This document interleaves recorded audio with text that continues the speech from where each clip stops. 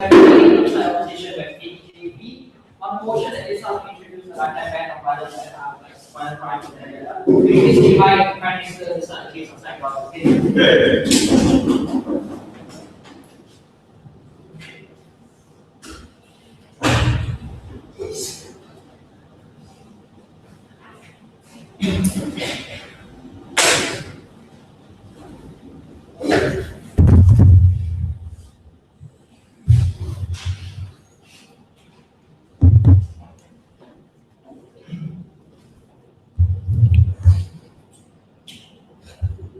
Being a sportsman can be one of the most honorable occupations or career that one may have. They have been supported and have represented various countries and communities all over the globe. These in turn have made these individuals as the official representations or manifestations of countries, of regions in global sporting events. This essentially means that there is a clear and tangible link between their image and what they do, between the country's image and what the country is standing for. When a sportsman does something unfavorable, does something bad, especially in this debate, violence, we think that what these sportsmen essentially do is that they tarnish their reputation or image that your state and your country and your region stands for. Now, let me just clarify a few things in this debate. This debate is about successful sportsmen who have already represented nations or regions in global tournaments, meaning they have gained a lot of traction in the sporting industry. Now, what will we do to them essentially? We will ban them from the sporting industry, we will ban them from participating in any tournaments and whatnot. And we will compensate him, and after that, we will also compensate him financially, and we will assist the sportsman to attain a job in another field. So we think we want to associate a safety net with this kind of policy, right? But then again, why violent crimes? We think violent crimes are pretty different from other kinds of crimes like tax fraud and whatnot, because in violent crimes, these individuals intentionally violate the sanctity and right of another being, which makes these crimes different from your normal average crimes. Now, what are we standing for principally? Principally, we are against an individual who has been put into power and takes advantage of that certain benefits to commit these kinds of harmful crimes, especially when they stand for big societies, they stand for big nations. Sit down. Now, what opposition might come up and say is that we are imposing double jeopardy, because principally what we say that in addition to the crime, in addition to the punishment that you receive in court for, let's say, abusing your wife, we'll also ban you. We don't think this is double jeopardy. Why don't we think this is double jeopardy? Because we think that since you have the responsibility of representing the image of a country, you have the responsibility to image the globe, you will forfeit certain set of freedoms, which I will explain more on my first idea. Now, what are my ideas in today's debate? On the first idea, I want to talk to you about how these people have already forfeited their freedom when they represent their nations in these kind of events. On the second idea, I'm also going to talk to you about how these sportsmen have a large influence and large traction on people on the ground, how what they do can affect these people's lives. But before this, yes, any one of you. If the CEO of MES abused his wife, would you bar him from the KB initiative? And after he comes out of prison, would you compensate him and then give him another job in a random investment? Just saying.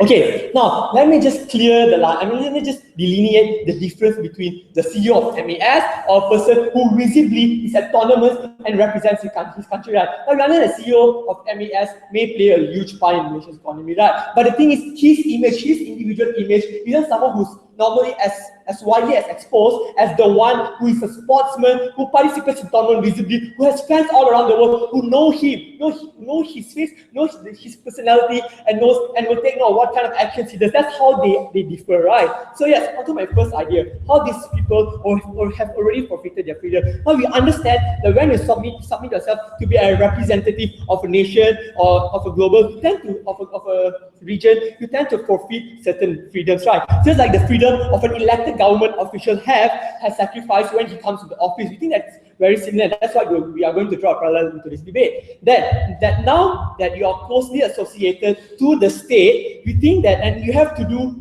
that person has a responsibility to do whatever it is that is in the best interest of that state. And then even before, when these people officially represent nations, right, they sign contracts in which they have to agree to a certain set code of conduct when representing their countries, when representing their image, right? So when you violate that kind of code of conduct, and when you violate the trust that the sponsors have entrusted you with, the responsibilities that your state has entrusted you with, we think that the state and these bodies have the power to justifiably remove you from your position, since you not only have you betrayed your state, you have betrayed your sponsors, you have betrayed your committee, and you have worsened and you have tarnished the image of your state, especially when the state has given you these kind of privileges and have entrusted you with this responsibility. But before that, yes. Surely it's a bit unreasonable to say that the image of an entire nation is going to be tied to one single individual, given the humongous amount of sportsmen representing any one country. Yeah, but you need to look at the issue, right? Like what we want to debate on is a successful sportsman. So imagine, right, that Lee Chong-wei does something really bad. Like this on the recent case where he was allegedly taking steroids during his tournaments and whatnot, right? We think that the fact that this kind of allegations came out, this kind of rumors already came up, right? We think that Malaysia has suffered in their image. People start to question this individual. Like is this individual really the right person? I mean, like, is this individual really the right representative of this nation? Are the local sportsmen in this nation also like this person, also take drugs, also commit crimes, also commit violent crimes? We think that it's important for you to understand that individual is representative of not just the community, but especially to the other sportsmen in your nation, and that's why we think it's very important. On my second idea, how these sportsmen have a large influence on people, right? So now we just look at the sporting industry. It's one of the biggest, it's one of the most lucrative. People truly idolize sportsmen. And then just look at the viewership at global tournaments, right? Look at the World Cup where we have 1 billion people watching it live every year, every 4 years, right? And then we think that what these people do and how they portray themselves in public have a direct and tangible influence on other people on the ground, especially their fans. So we think that, so that's why we think that it's possible, it's also very possible for these kind of individuals put at this kind of power to actually glorify this kind of violent acts. How so? Let's say, for example, like the case of Mike Tyson, right? When he was really famous in the boxing industry and whatnot, he got into a lot of bar fights, and he also got into a case where he allegedly raped a girl, right? We think that a lot of people who respect Mike Tyson, who has an emotional connection with him, would think that oh, Mike Tyson is a really cool guy, he's a badass guy who gets into fights and whatnot. We think this is the sort of mentality that he may convey to the people on the ground. We think that in particular is very helpful. So what have we told you? I've told you on how violent crimes are very much different from other crimes. That's why we think that individuals and sportsmen who commit this kind of crimes especially needs to pay for them. We told you on how when they represent a state, when they represent a nation, they have already forfeited certain freedoms, and we tell you on how these sportsmen already have a very large influence on people on the ground. So for all of these reasons, I'm proud to propose.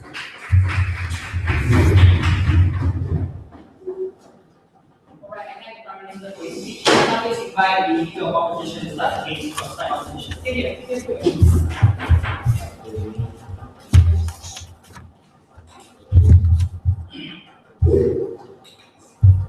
The idea that a person should have punishment heaped upon him for life is as morally abhorrent as it is contrary to our justice system. Being an athlete doesn't change that. What is our policy for today? Our first policy is the full disclosure of facts to the public. Second, the denouncement of them by their sponsors and the associations. Thirdly, every standard of law has to be applied to them without bias. And fourthly, they should have no further ban from sports. Let's look at some clear delineations first of all, as to why people are banned from sports when they use enhancing drugs and match fixing. The fact is, through doing that, they are directly tarnishing the sport. The punishment that is applied to them by banning them is because of a result that their actions have tarnished the sport itself. There is no jail time applied as well in this case. Let's look at a few rebuttals first of all. The PM has come up and told us that there's a great link between them and the image of their country. I think people in this world are smart enough to tell that one sportsman does not represent your whole country. There are a barrage of sportsmen representing the country. The actions of one of them does not represent the actions of the entire country. To draw this into to contextualize a bit further, if a single debater committed violent crimes, we're not saying the whole debate community is violent. That is something ludicrous that cannot stand. Secondly, let's look at what they told us about CEOs of violent companies. They said they will violent CEOs of companies. They said they will not take action on these CEOs. They will not ban them from the aviation industry. What does this show us? Show us one thing: they are principally inconsistent. They are not principally against barring people who have committed violent crimes. Second, why are they only banning successful sportsmen? What other sportsmen who are not successful, who still represent their country? So by extension, what they say falls. Let me look at our two substantives for you today. First of all, what these sports mean to these people and why it is necessary for their rehabilitation. And secondly, how society really perceives it. So let's look at sportsmen and what they do. First of all, it is what they are good at. They have foregone various opportunities in life to be able to do this. Realistically, most sportsmen stopped high school education. They did not go through high school education. They did not further their education past primary school. They required large number of hours in order to be able to reach where they are. They have done a barrage of things. For them to come up and say that they will financially pay them and ensure that they're able to get another job is ludicrous. Why? Because you spent your whole life doing something. It is hardly likely that suddenly you're going to find a turning point and be able to do something else in your life. When they exit prison, just like all other prisoners, they have to reintegrate. That is what is in line with our justice system. They want to stand in what is in line for the justice system. This is something that is highly in line with our justice system because we are promoting the reintegration just as we promote it for all other prisoners.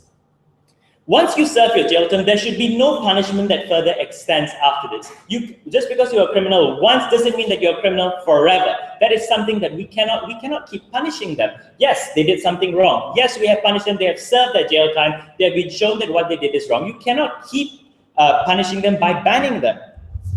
That is exactly why we try promoting convicts getting jobs, why we give them incentives to get jobs once they have been released. Let's look at why we harm reintegration. First of all, when they exit prison, you treat them like they're still criminals. You treat them like they're people who no longer deserve a place in society, that they're people who should not have the chance to be able to get a job once again, to be able to do good things in society that they want to do. The fact is, yes, their sponsors no longer appreciate them, they have been shunned, and the people have the full image of what they really did. But if they're still able to get a job, if they're still able to do what they want, then fine. They wanted to bring up politicians and say why politicians are not given jobs, are not allowed. We are fine with allowing politicians who committed violent crimes to be put back into jobs. The fact is, nobody will vote for them because they knew that they had committed violent crimes. Let's look at how society really perceives this, okay? Athletes are important. As Sukhdev came up and told us, athletes gain large amounts of traction. They are seen as figures who are in society. They're seen as big people in society. Let's look at Chris Brown. When Chris Brown was violent towards Rihanna and committed abuse, he was lambasted. The whole social media went against him and said that his actions cannot stand.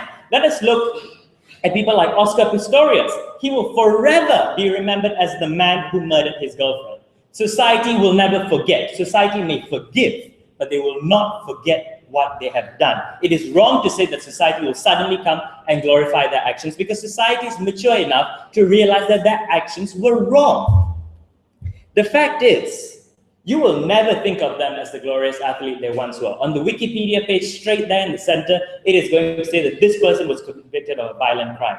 It is not something that is completely gone in society. It is not proposing the message that Sukhdev wants you to believe that these actions are actually good. Yes? Okay, the difference between artists and people who have a popularity is that once they become unpopular, but possibly even if they become unpopular, they're still in with the contract, with their nation, they can't do anything about their nation, so we cannot remove that unless they widen the pool of fundation. Once again, to buy explanation in speech. So the fact is, these people have committed a crime and they've been punished for it. The due process of the law has already been carried out upon them. Why are you further punishing them when the aim of the criminal justice system that you so wish to protect is reintegration? Look, under our paradigm, we still give them the opportunity to do what they are best at. Society won't forget everything.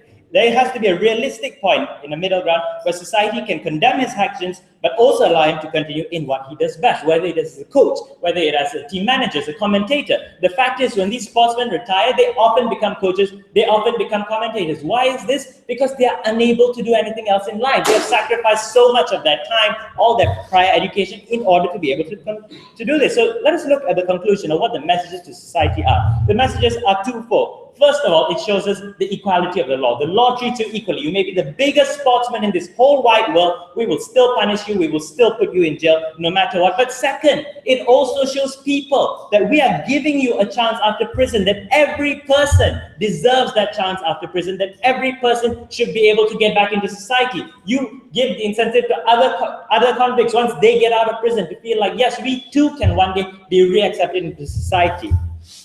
Sukhdev's policy is one that is detrimental towards society. The fact is, when we look at what their policy does, their policy, number one, harms the reintegration of athletes into society, but it also is an idea of double jeopardy, which they so wish to say that it is not. The very fact is, the punishment that you have given these people by giving them jail time is proportionate. It is something that will be remembered forever by the community, by society. In no way will they be glorified.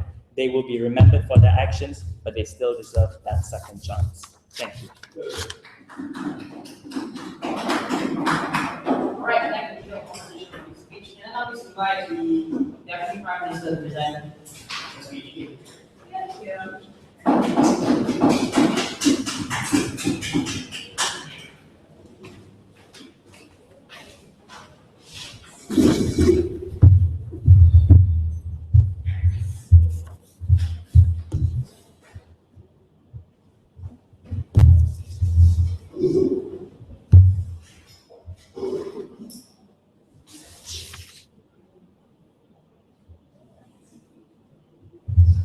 Side opposition wanted to debate this debate in a neutral manner in which every man should be treated the same manner and his action should, and every person has to have the same type of policies going that are taken against him. But Mr. Speaker, this person isn't viewed in a neutral manner in society. We think this person has a much more higher social status, has a much bigger fan base, has a much bigger influence. Speaker, the leader of opposition never wanted to sort of characterize the type of influence this person has in society. He just wanted to talk to you about how it's just like any other man and any other form of integration, and it's a form of double jeopardy. Now let's just tell you on how it's not necessarily double jeopardy, because this person goes to jail because he maybe hit his wife or punched another player or raped someone. We think that's the jail time that he did, and that's the crime that he pays. But when you talk about banning him from the sports and banning him from playing or representing a country, this is when you recognize the fact that he breached his responsibility as a player. He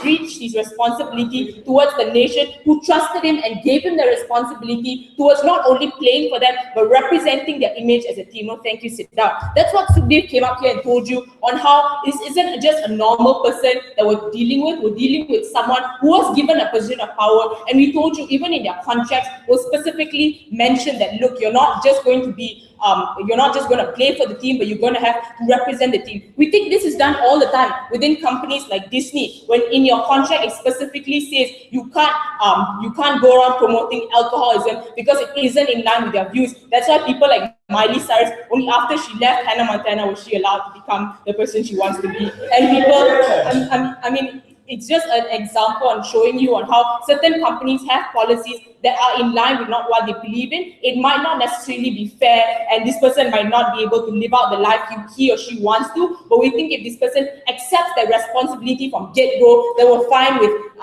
they were perfectly fine with banning this person, given that we're going to prove to you on how it's harmful. No, thank you, sit down. And then he wanted to come up and talk to us about CEOs' responsibility. We think CEOs don't necessarily have a responsibility towards the country. Like Sukhdev told you, if the board of directors of that specific company deem him not fit to be CEO anymore, or deem him not fit to govern that company, we think that's within their own line of policies. If it's within the line of our CEO's policy that if he was involved in like a rape case or something, and the company has a policy in which he can't be CEO anymore, they were very fun to go within case-to-case basis. We think as of now, if this policy comes into place, players will have an informed choice of knowing what their future is going to be like. No, thank you, sit down. And secondly, right, on the idea, because this is the whole idea that he brought about integration. We think it doesn't necessarily compromise your integration just because you're not allowed to be an athlete anymore. He wanted to exacerbate the harms and say, oh, now this person isn't going to be integrated to society. When he walks down the road, everyone's going to hate him just because he doesn't represent a certain sports team. We think that necessarily isn't going to happen. He's just not going to have the same job he had last time. It doesn't affect integration in any sort of manner that a normal person would have. And we tell you secondly, right, we tell you on how he said that he won't be able to work as something else. We tell you he might not be able to become a doctor or a job like that. But he even gave you examples of coaches, of maybe he'll be the back person in strategy teams and strategizing team. We're fine with him working in the back forces of the sporting industry. We just don't want him to have the same sort of limelight that he was given before, given that he breached the responsibility. But before that, yeah.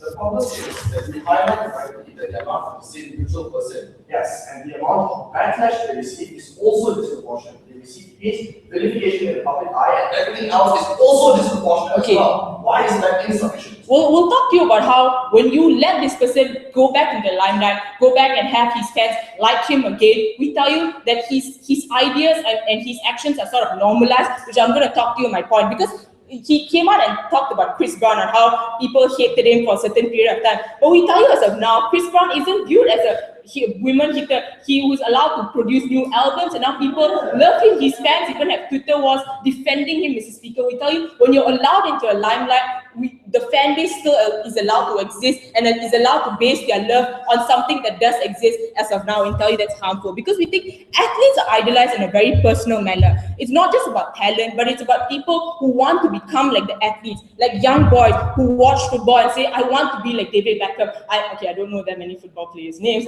but yeah, they want to be, and they want to live their life in a certain manner, in the exact same manner, because they think that will enable them to be successful. We tell you, this is the thought process that goes behind someone who wants to be like a certain individual who is especially famous. And we tell you that there's and we think that there's a difference between what's the harm of allowing them to continue their career? Because we say, yes, he had to go to jail and maybe people were upset or disappointed, but when you allow him the platform of regaining back his recognition, you be in the limelight, you're celebrated for winning again. We tell you that people, when you look at the balance of probability or what might necessarily happen, they're more going to side with him and be able to love him again, because they say, look, he brought the country a win, and we're more likely to probably like him again and forget the fact that he violated someone else's someone else's personal right. And we tell you that there's an inherent difference between violent crimes and other crimes. We think that when it comes to violent crimes, there's no personal benefit, as in you don't gain money out of it. It's just wanting to show that your superiority. It's not just superiority based on intellectual or financial capability. It's by hurting someone physically. We tell you there's a difference between the nature of these individuals who commit violent crimes, and there's a necessarily a greater harm of celebrating these people when they're still allowed to be able to return to the limelight, because you subconsciously normalize the fact that he's a good person. He should be celebrated, and his actions of choosing to intentionally inflict pain upon an individual is somewhat forgone when you allow him the ability to gain recognition by society again. And we think, when have states intervened in order to prevent a certain form of behavior? Censorship is a very good example of this. We say that if states are afraid of a certain behavior, even though people know it's wrong, but they're scared that when you portray it in a limelight, and in certain movies like 50 Shades of Grey to a certain extent, like Malaysia doesn't allow it, even though people might recognize the fact that it's an aggressive form of sex, but we think that it normalizes this certain behavior when you're able to portray in a mass media attention that these athletes do get. We think it sort of normalizes certain behaviors, and if states feel that these behaviors are unhealthy, we think they should have the right to take away the personal benefit of this athlete. With that, very proud to. Alright,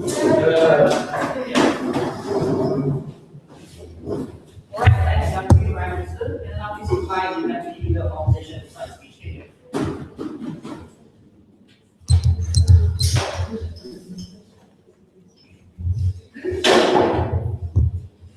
I am an ordinary civilian, not accustomed to superstardom, when I go to jail, I've disappointed many people in my life.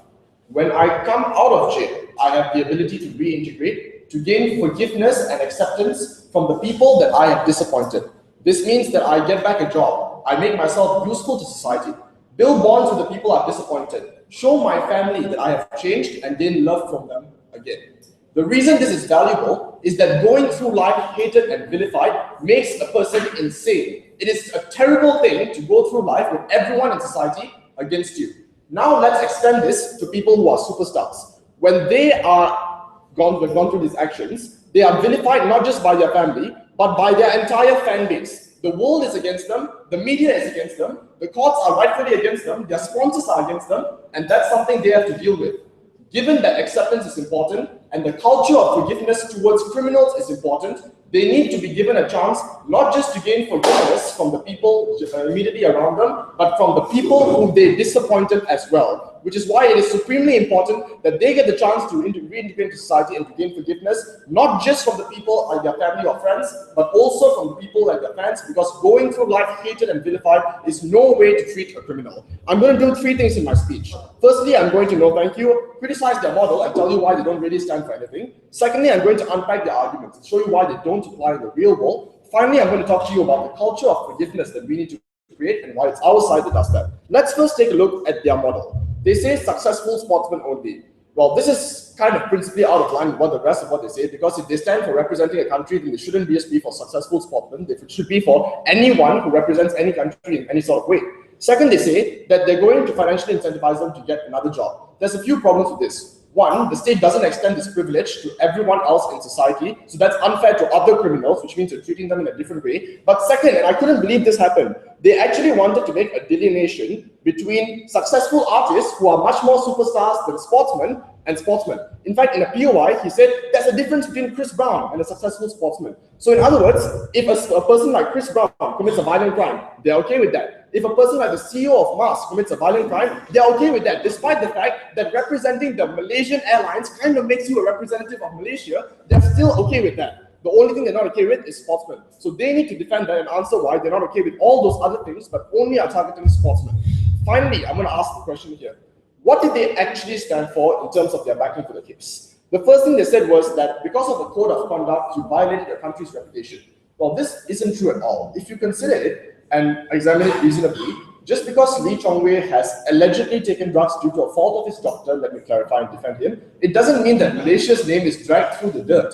People like Nicole David still represent Malaysia very well. We still do well in football. Our country still celebrates when we win football. People don't view Malaysia as a bad thing just because one athlete has taken drugs. This is completely unreasonable to suggest. In fact, one might argue that a country harshly punishing an athlete and giving him the punishment he deserves, because let's acknowledge, if you commit a crime and you're Malaysian, it's a Malaysian court that's going to punish you. So your country's court giving you the punishment definitely sends the message that your country is against what you are doing and is willing to punish you for it. If anything, these athletes coming back shows that we accept that we forgive them, they've served their time, they've paid their debt to society, and we're willing to let them do what they do best. Second, on influence, athletes are idolized in a personal manner. If what she says is true, then their policy doesn't make any difference. Because if athletes are idolized in a personal manner, then regardless of whether or not David Beckham comes back into football, they are still going to idolize David Beckham. So their case does no good at all.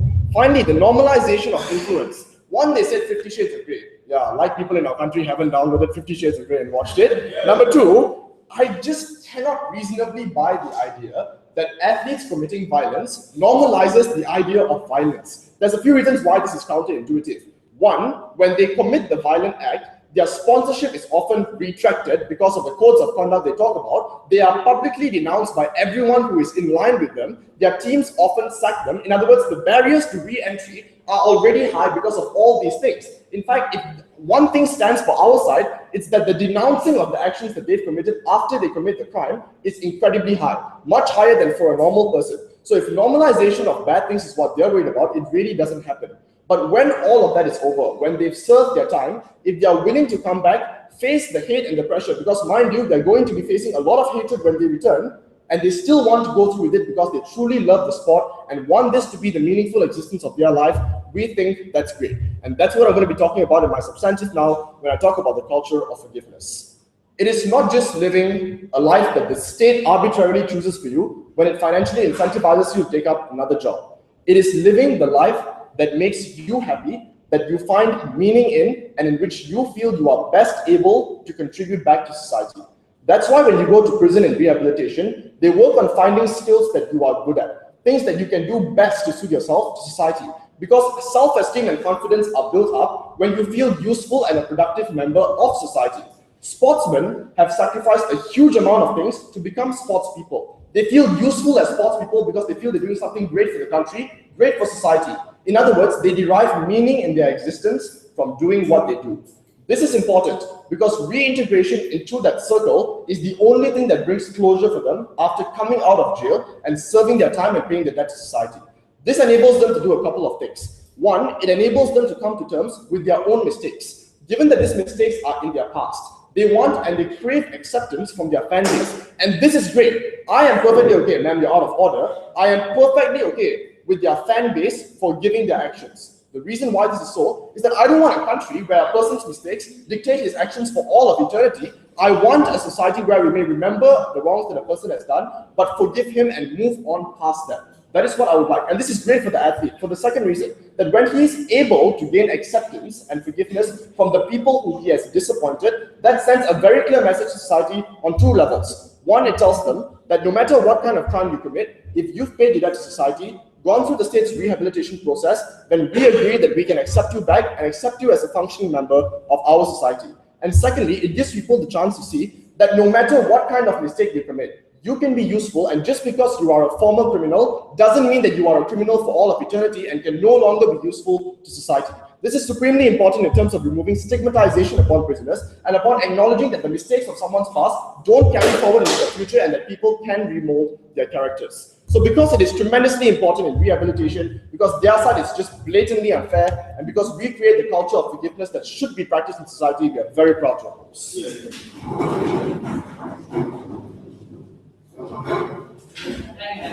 The competition, and now we invite the good speaker from side competition.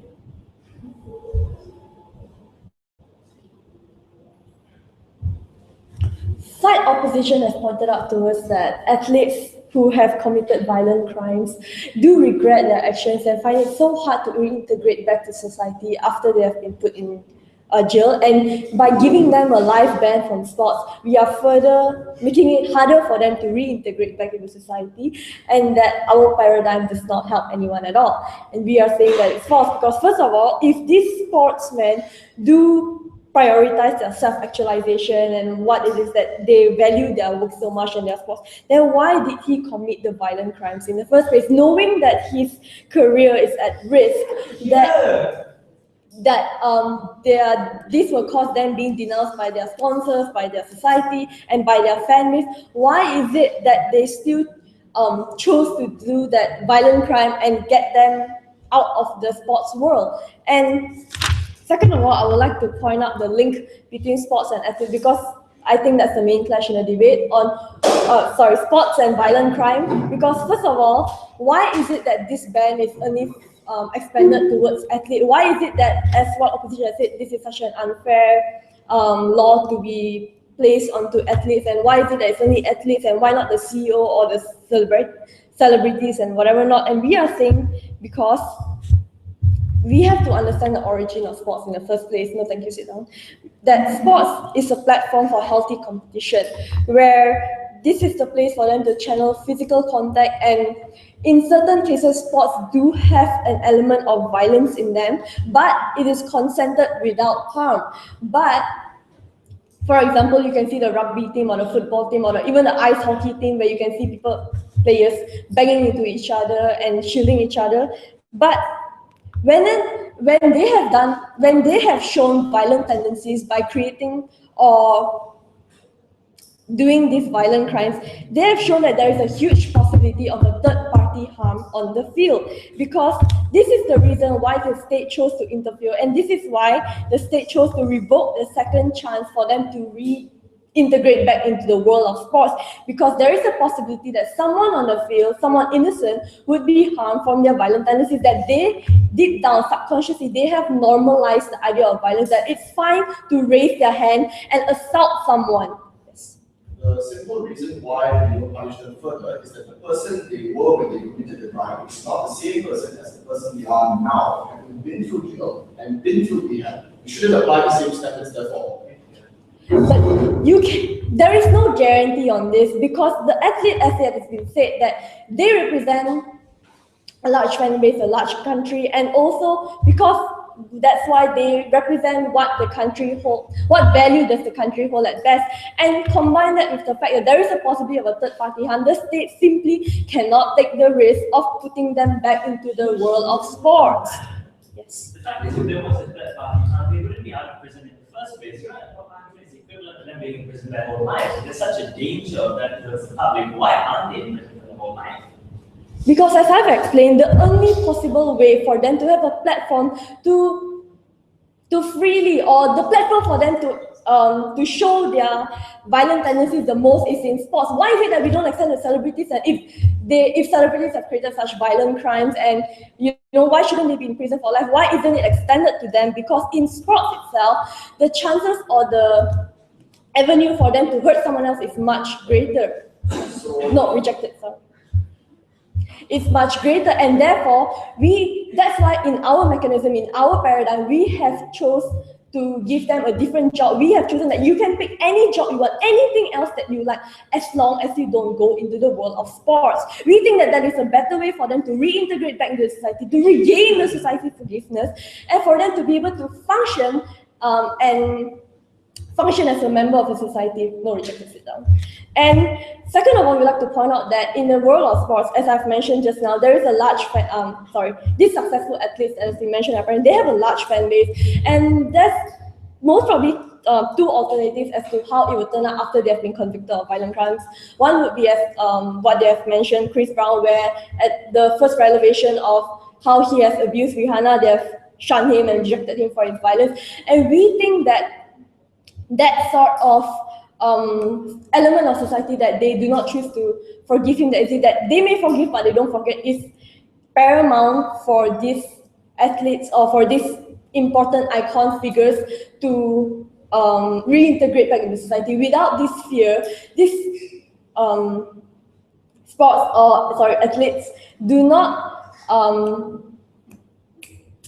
they would not hesitate to act on their violent tendencies if we do not instill this sort of fear in them, because of their large responsibility towards the country, towards their fans, and towards whoever that they are sponsored to. That is why we think that this fear must remain, and in the opposition paradigm, this fear will be removed, because there is no ban on the field or the world of sports that they love so much. Yes. So if your metric is that playing sports is an athlete be violent, if the athlete played a non-contact sport, would be okay?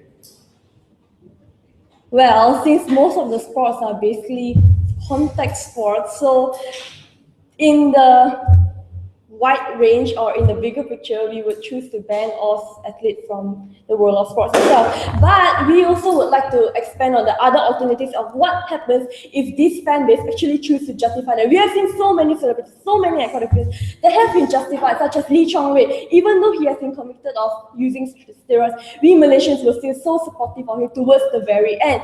We still see him as an important person and as an important figure who has contributed so much to society. And for example, the famous one with Justin Bieber, as to how he has perpetrated discrimination against fat people and against African Americans, and yet there is still such a large fan base in Justin Bieber. Why is that so? Are they implying that by letting the fan base continue to justify Justin Bieber, they are basically implying that these values are normalized, that we are accepting that no matter what they do, they can hit someone, they can kill someone, they can rape someone, I don't care, I love them. That is the message that we are sending to them if we allow these athletes to remain in the sports world. We are sending this kind of message to the world if we do not place this life ban on these athletes, which is why we are proud to propose.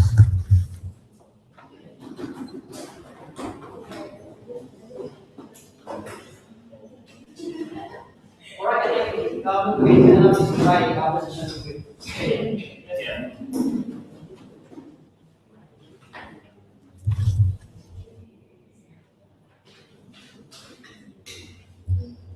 Punishment for the sake of punishment. Punishment because you value a country's image, this vague abstract idea known as image. Side government has really no reason to punish these athletes excessively, besides the fact that they want to punish them excessively. There's no merit to this at all. First question, can we rob a person of their career if they tarnish the image of the country? And the first response to this is simple, that oftentimes the link between an athlete's image and that of his country isn't as clear as you'd like it to be. For example, David Beckham was a footballer for both the UK and the US. Whose country's image does he tarnish more? If your very line of reasoning is that we give this punishment because it tarnishes the image of a country, if you don't tarnish the image of a country, therefore you have no line of reasoning to give this punishment at all. So on that basis alone, they don't have much reasoning to give this sort of punishment. How about the NFL domestic abuse scandal? Given that this is a sport that's very American-centric, and therefore the image of your country relative to other countries hasn't depreciated or degraded, they don't have any line of reasoning to punish those involved in that scandal because it's only within the nation itself. So the line of reasoning they're using to punish these athletes is one that's relative to how other people see you. What is wrong with this? Number two, what is the value of a country's image? No, thank you. This is a vague and abstract idea. People have different interpretations of it. Most people don't even link an athlete to their country. Athletes oftentimes represent specific sporting institutions. If, let's say, some guy from Barcelona Football Club would commit a crime, I don't think Spain, I might even think the UK, but I think Barcelona, I don't think Spain. If someone from MU or Liverpool were to commit a crime, I think MU or Liverpool, I don't think the country. Therefore, if the only benchmark you're using is whether it tarnishes the image of a country, if an athlete is not related to a country or has no direct link to that country, you have no logical reason to punish them in your case. But third of all, let's talk about flexibility. Why assume that institutions are uncomfortable with taking these individuals on board? For example, Disney still rehired Vanessa Hudgens despite her nude picture scandal because they saw some value in her services and in her as being an actor. Sporting institutions, even national sporting institutions, should be allowed the flexibility to find use in its athlete's expertise. If they can contribute to their country, if they can have something that we want, we will give them the job. Why assume that these institutions are ashamed of this athlete when that image in itself can change? Because blanket bans are not useful, because they assume that every single institution wants to detach themselves from the athlete, but that might not be the case. These institutions might still see some value of this athlete's expertise. That athlete could be the coach of your national team. He might not get the glory, he might not be in the limelight, but he does contribute a lot of skills to your country and trains up a generation that can actually make the image of your country even better. So under your logic, if that athlete can improve the image of the country, you shouldn't punish him. No, thank you. But also let's remember that images always change. It doesn't have to be that this athlete is a bad person and he's brought down the image of your country. It can be that this athlete has gone through the punishment, he is regretful, and now he's an inspiring image, telling you that this crime is bad and we have moved on. I can still contribute to my country. I'm moving on from this mistake. So images change, they're subjective, they evolve. And therefore you can't use that as a basis to punish a person. Yes, Sukhdev? We are fine with your whole case as long as it's a non-violent crime. But why violent crime is because the kind of harm to property infringes the personal core right of another human being. Debate and defend violent crimes and not petty crimes, Aaron. I will not defend violent crimes because violent crimes are bad, Sukhdev. Like it's as simple as that. Like under your line of reasoning, you can say that anything and everything you do, I can do anything to you because what you did was a violent crime. I can take away your career, I can take away your job, I can take away your university degree because it's a violent crime and it's so bad that we must definitely punish it. This goes on to the second question. If the athlete knew about his actions and knew that the actions would cause a lifelong ban, why did he do it anyway? That was a line of reasoning brought up in the with speaker. But that line of reasoning is an excuse to take away everything away from a person.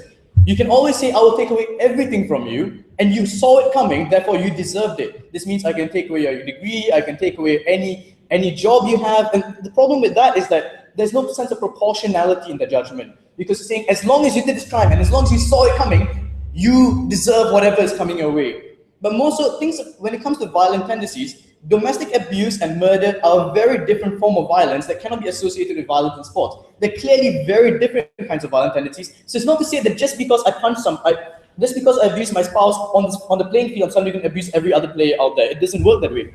But third question, and the most important question in today's debate, do athletes deserve a second chance?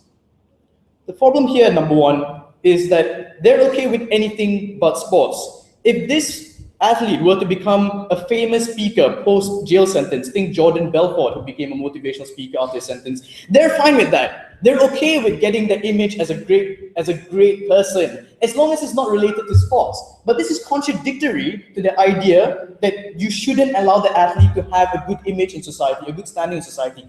But the problem is they'll still allow this person to have rich fame in other institutions, in other industries, as long as it's not sports.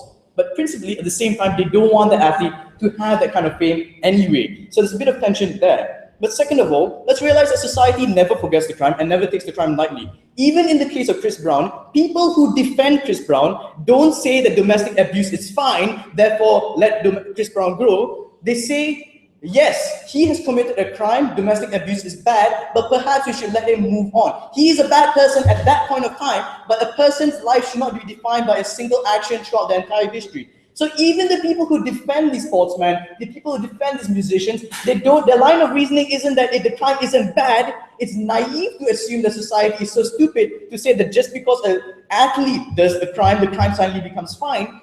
But what they do say is that this athlete has committed a crime, it's wrong, it's bad, let's move on. And this brings us to the third and final idea in today's debate. The idea that the most important message we need to send off to society is not one that we keep condemning a criminal after his prison sentence. That's not what we need in society. What we need in society is people acknowledging that you have committed a mistake. The prison sentence is there to reflect this mistake you have made to society. Once you've served your sentence, it's time for you to move on, to continue contributing to society. Just because you made a mistake in life, people need to understand that it does not define your life. You've committed a crime, it's wrong. But we also have to move on. This is a person, this is an athlete, he can contribute to society. He can make something good out of what he has done. If you say that just because it's one mistake, we should always condemn him, but never condemn the mistake, there's something fundamentally flawed. Ladies and gentlemen, it's not the person, it's what he did.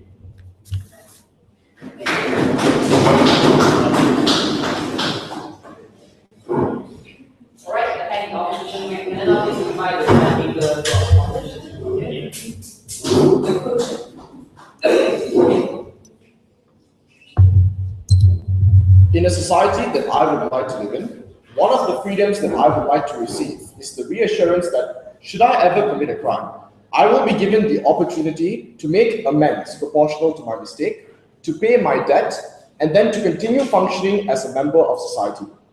Their side denies them this right. As a person who has disappointed the public, I deserve a chance to endear myself to the public again, to make amends for my mistake, and most importantly, to show people that just because I was a bad person once, just because I was violent once, doesn't mean that I can't rework myself, remold myself, and then continue to serve in a way I know how.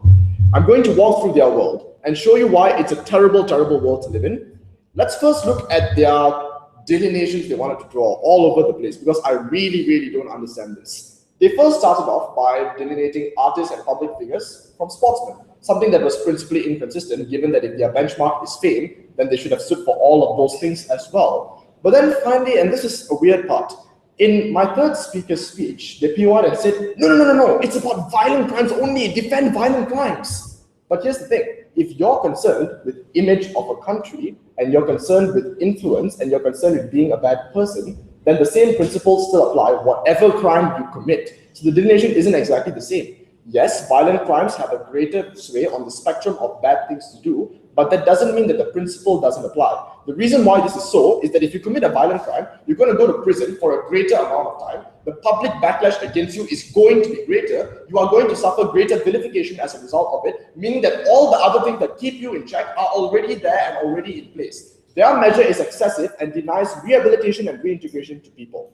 Secondly, this accusation, why did they do it? And they might still be violent people. This is quite frankly insulting to people who have been reintegrated into society who are former convicts. That accusation suggests that people who were once criminals cannot be trusted because they might relapse. The definition of having served your prison sentence and coming out of jail means that you are no longer likely to commit that crime, assuming your rehabilitation is complete. That is what serving a prison sentence means. On influence and normalizations, I regret that they chose Justin Bieber because I really think that Justin Bieber doesn't indicate the racist policies of the world. More likely, what's a realistic perception of the world is this. Let's look at some athletes in the past. Lance Armstrong, despite how adored he was publicly lambasted for taking drugs by his entire fan base. Michael Phelps, one of the most adored athletes on the planet, was publicly shamed for doing drugs in a state where doing drugs was legal. That is the kind of thing we see when you have a bigger fan base. More sway, more popularity, greater backlash because you disappoint and let down more people.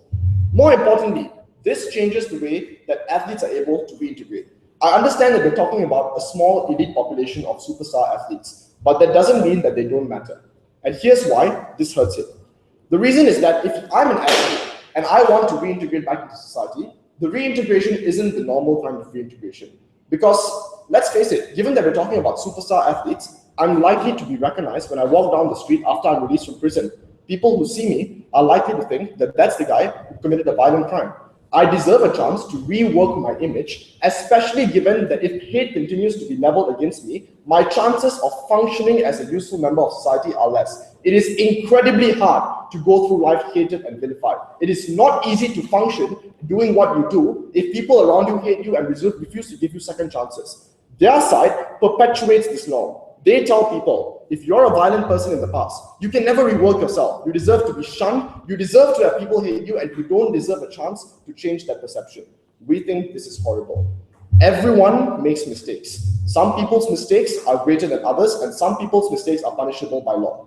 That doesn't change the fact that every single person deserves a chance to make amends for that mistake and continue showing society that they can be a person different from the one they were in the past. We are incredibly proud to oppose.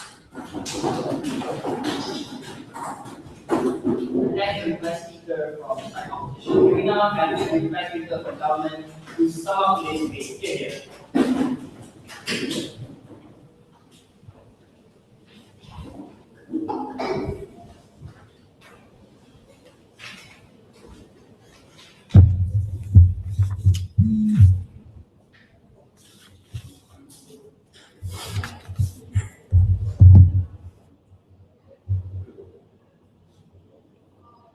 Mr. Speaker, I think I'm living proof of someone who normalizes the actions that celebrities have done. She talked about Justin Bieber. I'm still a big fan of Justin Bieber. I tell my friends it's okay that he went to jail. I still like him, and I view his actions in a much lighter point of view. I'm not talking from personal experience, but I'm talking in a point of a fan, on someone who views it in a much lighter sentence in comparison to someone that I don't really care about. Like if Sukhdev's dad committed a crime, I might be more inclined towards hating him because I don't really have a personal attachment. Yeah.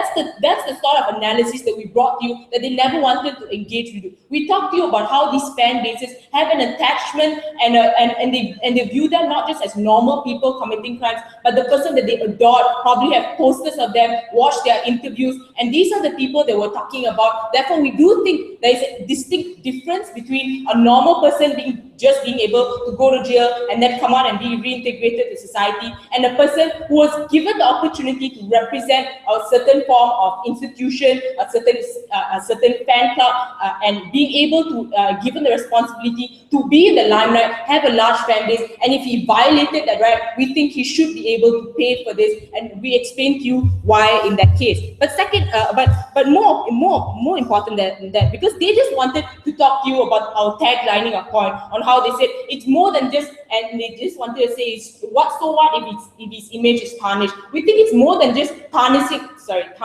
the image of a certain club or country. We think what happens when you allow someone who raped his wife, who beat his wife, to be able to come back and represent your club, represent your country. We think more often than not, these people will be more inclined towards forgetting what they did in the past, Mr. Speaker. We think there's a difference